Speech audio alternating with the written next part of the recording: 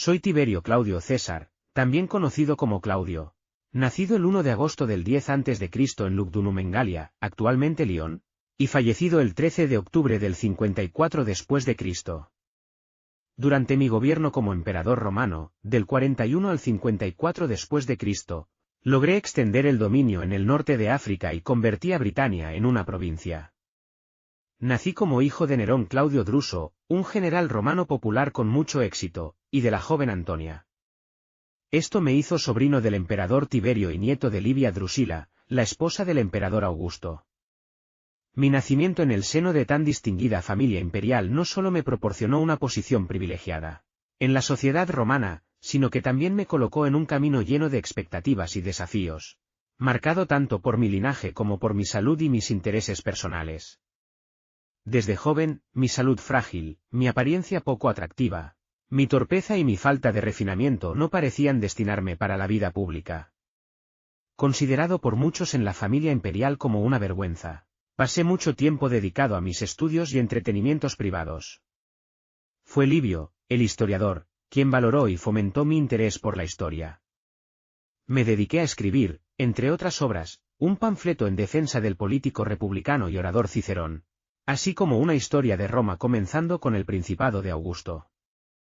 Aunque mis obras se han perdido, algunas podrían contener material original, especialmente mis estudios sobre la historia etrusca, influenciados por mi primera esposa, Plautia Urgulanilla, que tenía ascendencia etrusca. Mi camino hacia el consulado fue inusual, solo alcanzando este honor durante el reinado de Calígula, el hijo de mi hermano mayor. La relación entre nosotros fue distante, en el mejor de los casos. Mi ascenso al poder como emperador fue tan inesperado como dramático, tras el asesinato de Calígula.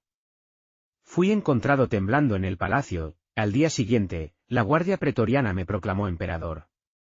Aunque mi corazón siempre estuvo con la aristocracia senatorial por tradición y preferencia personal, fueron los soldados, cortesanos, libertos y extranjeros quienes verdaderamente me apoyaron durante los tiempos complicados. Como emperador, mi administración se caracterizó por una combinación de respeto por las tradiciones y una firmeza, a veces considerada cruel, hacia aquellos que desafiaban mi autoridad. La invasión de Britania fue tanto un esfuerzo por ganar popularidad y gloria como una medida contra la influencia antirromana del sacerdocio druida en Galia. El sacerdocio druida en Galia era una institución religiosa y social de gran influencia entre las comunidades celtas de la región, que abarcaba lo que hoy es Francia, Luxemburgo, Bélgica, Suiza, partes de Italia, los Países Bajos y Alemania Occidental.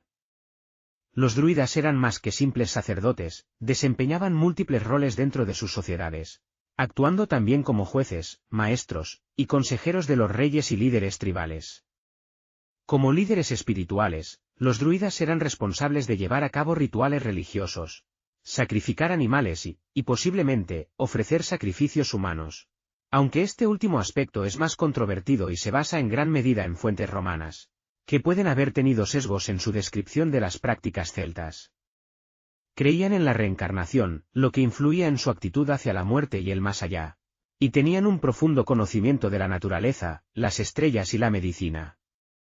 Los druidas también presidían los tribunales y resolvían disputas entre individuos y tribus, lo que les confería una considerable autoridad judicial y política. En la educación, eran venerados como maestros y guardianes del conocimiento, incluyendo la historia oral, la poesía, las leyes y los secretos del mundo natural. Es importante destacar que los druidas transmitían su conocimiento oralmente, ya que creían que la escritura disminuía la capacidad de memorizar y se reservaban su saber para evitar su divulgación fuera de la casta druídica. La influencia de los druidas en Galia y otras regiones comenzó a disminuir con nuestra expansión romana.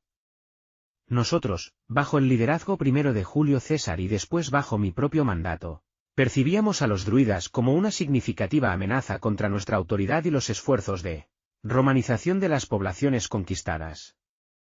Su profunda influencia y su resuelta resistencia contra la ocupación nos preocupaban enormemente.